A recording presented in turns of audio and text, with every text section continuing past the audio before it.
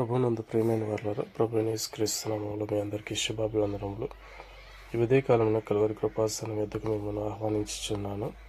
సంఖ్యాకాండము 15వ అధ్యాయము 21వ వచనంలో, మీ తరతరములకు మీ మొదటి పిండి ముద్దలో నుండి ప్రతిష్టార్పణమును యెహోవాకు అర్పింపవలెను.